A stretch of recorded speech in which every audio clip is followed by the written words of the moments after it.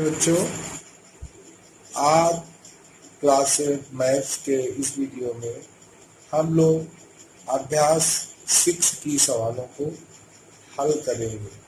जो शेष सवालें बची थी, उसमें 6A, 6B की सवालें पिछली वीडियो में बताया था।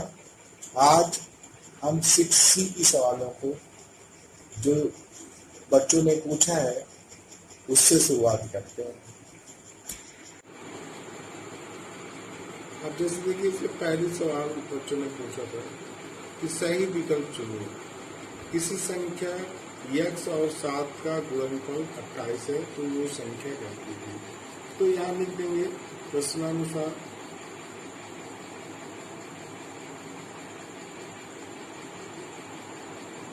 करा। अब संख्या दिया उसने x दिया है, करा 7 से गुणा करने पर 28 आता है। तो यहाँ विकल्प दिया है। तो हमने बताया था कि अगर इंटू में है और वो बटे में आ जाएगा तो 28 बटे कितना लिख देंगे 7। 7 चौ 28 होता है। तो यानी कि x की वैल्यू कितनी आ गई 4 आ गई। x का मान 4 आ गया। इसका मतलब कौन सा विकल्प सही है? इसमें तीसरा जो है विकल्प जो दिया है वो सही है। ये पहली की A थी।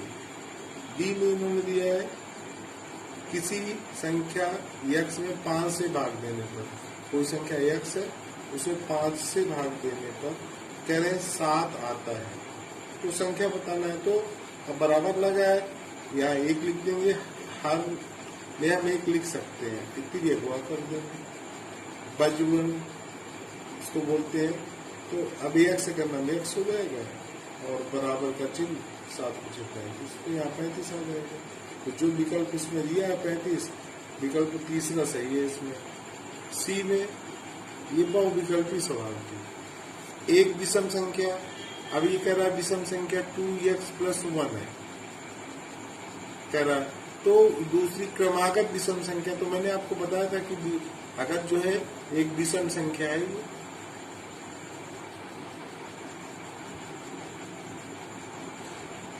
ये विषम संख्या भी है नीचे। अब करा तो मैंने बताया था क्रमागत विषम संख्या हो चाहे क्रमागत सम संख्या, अगली प्राप्त करना है तो क्या करते हैं 2x + 1 + 2 कर देंगे। तो इसका मतलब है ये हो जाएगा 2x + 3। तो अगली जो विषम संख्या है 2x + 1 की, वो 2x + 3 हो जाएगी। फिर इसलिए दूसरी सवाल है कि कहा कुछ गणितीय कथनों को रेखीय समीकरणों के रूप में अभिव्यक्त किया गया है, सही समीकरणों को छांटिए। अभी जैसे दूसरे की ए में क्या दिया है, कह रहा है कि किसी धनात्मक संख्या के 2/3 और 1/3 में अंतर 7 है। 2/3 तो मान लो संख्या इन्होंने x लिखा है, तब ये क्या कह रहा है कि किसी धनात्मक संख्या के 2/3 तो अगर मान लीजिए x दिया है तो x गुणे 2/3 में कि 2/3 कर देंगे। 2/3 किसी संख्या के 2/3 और 1/3 में अंतर, और 1/3 इसका x का 1/3 1/3 हो गया। करा 7। तो देखिए अब इसका गुणा करेंगे तो ये हो जाएगा 2x/3 - x/3 = 7, ये हो जाएगा। तो देखो यहाँ दिया है आपका 2x नहीं x/3 1 1/3x यानी कि x/3 दिया है, यहाँ 2x/3 है। इसलिए ये जो है जो समीकरण दिया है ये गलत है। इसमें B में दिया है, क्या दिया है किसी धनात्मक संख्या के 2/3 और 1/3 में नहीं, किन्हीं दो क्रमागत संख्याओं का योगफल 27 है। तो अगर मान लीजिए पहली संख्या x है तो दूसरी क्रमागत 1 जोड़ने से मिल जाएगी। बराबर कह रहा है कितना है 27। तो ये जो लिखा हुआ है ये आपकी पहली संख्या हो गई और उसकी क्रमागत ये दूसरी संख्या। तो ये होना चाहिए समीकरण। तो ये समीकरण जो है दिया है इसी तरीके, इसका मतलब ये सही है, ये सही है। सी देख लेते हैं। सी में क्या दिया है, करा है किसी संख्या के दूने में 8 जोड़ने पर योगफल 50 आता है। तो मान लो संख्या कुछ भी हो सकती है, 2y दिया है 2y, गुणा करा संख्या y है उसका गुणा 2y हो गया। और इसमें 8 जोड़ दिया हमने, तो कह रहा है कि कितना योगफल आएगा इसका, 50 आएगा। इसका मतलब ये भी जो दिया है समीकरण वो सही है, कथन के अनुसार ये समीकरण सही है। इसी तरह डी है, डी में क्या दिया है, डी में इन्होंने दिया है किसी संख्या के 2/3 में 17 जोड़ने पर, तो 2/3 यानी कि अगर इन्होंने x लिखा है तो 2/3 गुणे x कर दो, 2/3 हो गया संख्या का, 17 जोड़ दें, तो ये भी सही है। सवाल छठ में देते हैं क्योंकि जो 1, 2, 3, 4, 5, 6 एक ही जैसे, तो 1, 2 तो मैंने पूरी बता दिया है आपको। एक अब छठवीं सवाल दे लेते हैं, एक संख्या के 1/3 भाग में से उसका 1/4 भाग घटाने पर 4 शेष है संख्या कहती है। तो ठीक है, मान लीजिए वो संख्या x है, तो हमने लिख दिया, यहाँ लिख सकते हैं माना वह संख्या x मान लिया हमने। तो यहाँ प्रश्नानुसार जब आप फेयर काउंटिंग लगाएंगे तो इसी तरह लगाएंगे प्रश्नानुसार। ये अब क्या कर रहा है, एक संख्या x है उसका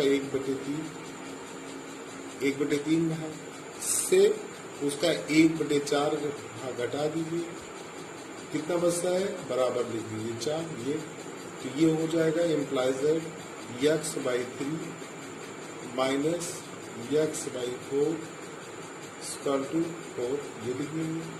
अब इसका एलसीएम ले लो, 4 और 3 का कितना जाएगा 12, यहाँ भाग देंगे, 3 चौक 12, 4 बन गया, और जितनी बार जाता है ऊपर गुणा कर देते हैं, तो ये हो जाएगा 4x माइनस यहाँ 3 बार जाएगा तो ये 3x हो जाएगा इक्वल टू 4, ये लिख दिए, 4/1 भी लिख सकते हैं, हर में 1 लिख सकते हैं, तो ये घट जाएगा, x बचेगा, x/12 इक्वल टू 4/1, फिर ये गुणा कर देंगे तो x की वैल्यू कितनी आएगी 5 चौक 48, अर्थात वो संख्या 48 है। चलिए आइए हम उम्र संबंधी सवालों को देखते हैं।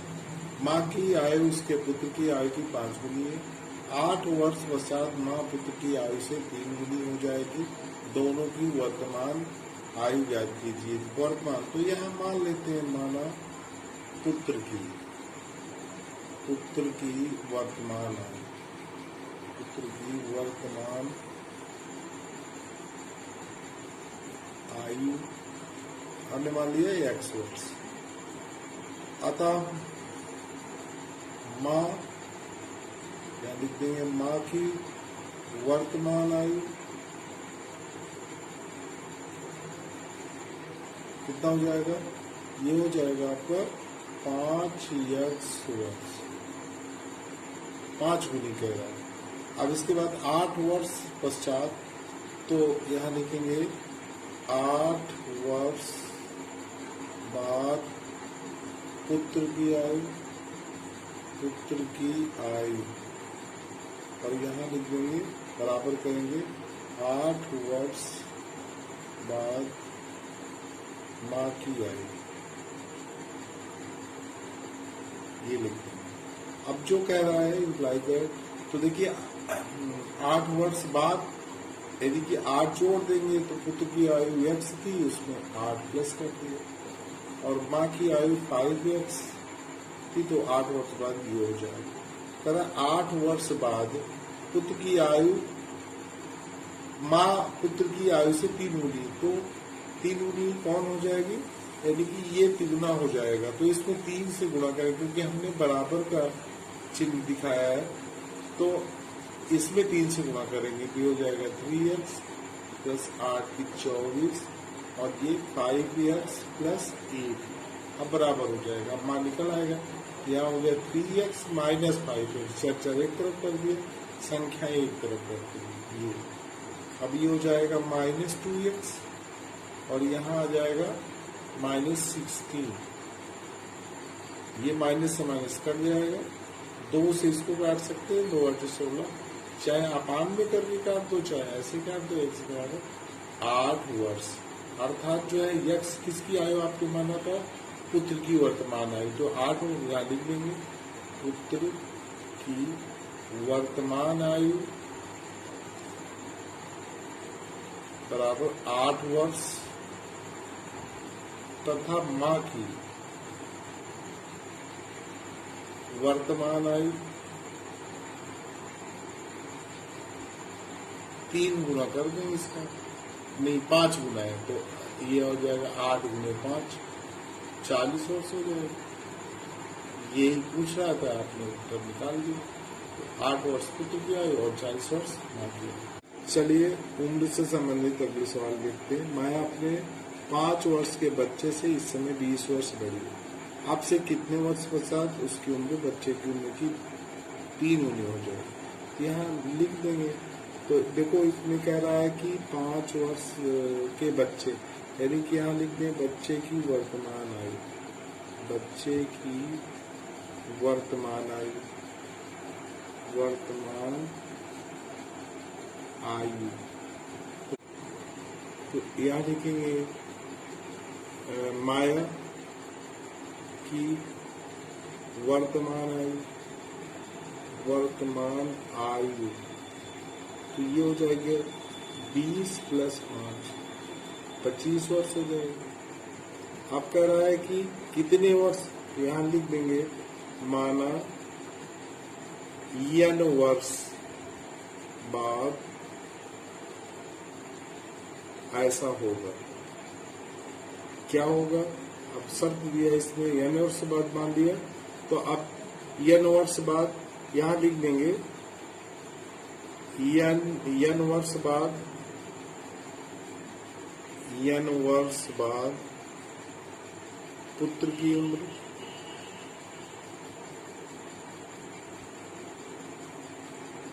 आयु चाहे जो लिख दें, तो ये हो जाएगा, यानी कि जोड़ देंगे 5 + n हो जाएगा। और यही तथा n वर्ष बाद माया की आयु, माया की आयु, ये हो जाएगा आपका 25 + n हो जाएगा। ये लिख देंगे कितने वर्ष। अब लिख देंगे प्रश्नानुसार। तो अब इधर लिख लेते हैं कि सवाल हमने पहले लिख लिया है, तो यहाँ लिख देंगे प्रश्नानुसार। तो अब हमें क्या करना है, ये कह रहा है कि आपसे कितने वर्ष पश्चात उसकी उम्र बच्चे की उम्र की 3 गुनी हो जाएगी। तो यहाँ दिखा दीजिए। तो बच्चे की उम्र कितनी है, 5 + n, और माया की उम्र है 25 + n। अब तिगुनी, ये 3 गुनी है तो इसमें 3 से गुणा कर दें। यहाँ लिख देंगे प्रश्नानुसार। अब यहाँ नीचे जगह नहीं थी, उसी नीचे लगाना है। अब ये हो जाएगा आपका 15 +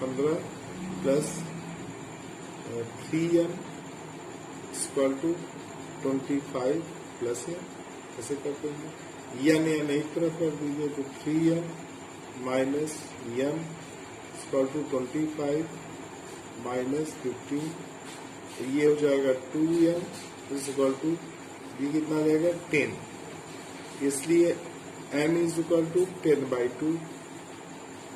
तो 5 वर्ष, ऐसा कितने वर्ष बाद होगा, 5 वर्ष बाद होगा। आइए अब कोणों से संबंधित कुछ सवाल लगाते हैं। जैसे कह रहा 2 कोटि पूरक कोणों का अंतर 20 है, प्रत्येक कोण की माप बताइए। तो सबसे पहले ये जान लीजिए, कोटि पूरक जो कोटि पूरक कोण होते हैं उनका अगर 2 कोटि पूरक है तभी कहलाएंगे जब उन दोनों कोणों का योगफल 90 डिग्री होगा। तो यहाँ अगर लिख दें माना पहला कोण हमने मान लिया x डिग्री, तो दूसरा कोण कितना हो जाएगा, दूसरा कोटि पूरक कोण, दोनों का योगफल कोटि पूरक कोणों का योगफल 90, 2 कोटि पूरक कोणों का योगफल 90 डिग्री होता है, तो 90 डिग्री से x डिग्री घटा देंगे, ये हो जाएगा। अब यहाँ लिख देंगे इसके बाद यहाँ लिखेंगे प्रश्नानुसार। कितनी आसान सवाल है। प्रश्नानुसार अंतर 20 का है, तो अब हम दिखा दें। यहाँ लिख देंगे x minus x degree minus 90 degree minus x degree, ये लिख दिया। इक्वल टू कितना है, अंतर 20 दिखाई देगा। अब इसको सॉल्व कर लेंगे तो x माइनस 90 माइनस प्लस हो जाएगा x 20, तो ये x डिग्री है जो 2x डिग्री हो जाएगा। सब में डिग्री लगा दीजिए, तो ये हो जाएगा 2x इक्वल टू 20 प्लस 90, क्योंकि ये इधर माइनस में बराबर उधर जाएगा तो प्लस में हो जाएगा। यहाँ हम लिख दे रहे हैं, तो ये इम्प्लाइज है 2x इज इक्वल टू कितना हो जाएगा, ये जोड़ देंगे 110 हो जाएगा। तो x डिग्री यहाँ भी लिख सकते हैं, x degree is equal to, यहाँ भी डिग्री लगा दें, x degree is equal to 110 degree upon 2 कर दें, ये हमने काट दिए। तो x का मान कितना आ गया, 55 डिग्री आ गया x का मान।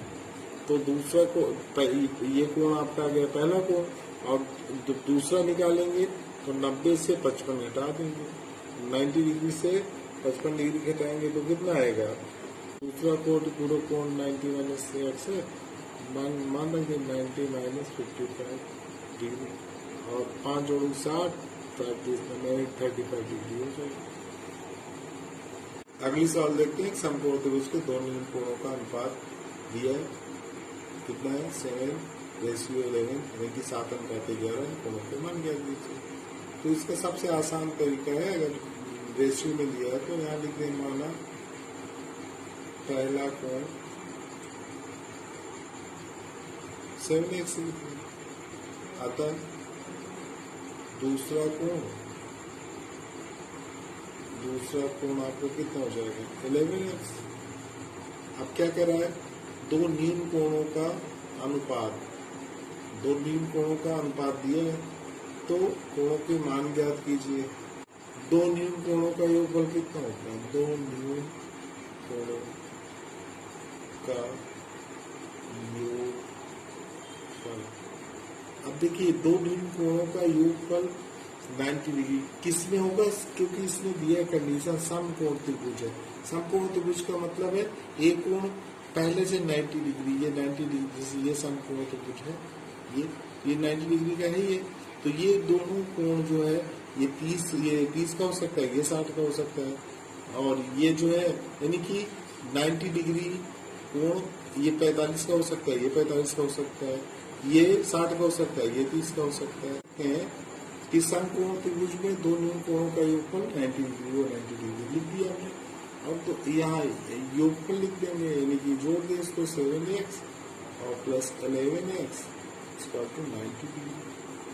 अब यहाँ लिख देंगे ये 18x आ जाएगा 90 डिग्री, इसलिए x is equal to 90 upon 18 कितना आ जाएगा 5 आ गया। अब इसमें गुणा कर सकते हैं, अतः पहला कोण 7 × 35 पहला कोण था, तो 7 × 5 लिख देंगे, x की वैल्यू 5 आएगी, तो कितना हो जाएगा, 7 × 35 डिग्री का हो जाएगा। और ये कितना हो जाएगा, 11 × 5 लिख देंगे तो 55 डिग्री का हो जाएगा। ये तो सेम जैसे ये सवाल थी, लेकिन इसमें सवाल में अंतर था, दो पूरे कोणों का अंतर दिया था, और लेकिन उत्तर एक ही जैसे आ गए। आज के लिए बस इतना ही। राधे राधे बच्चों।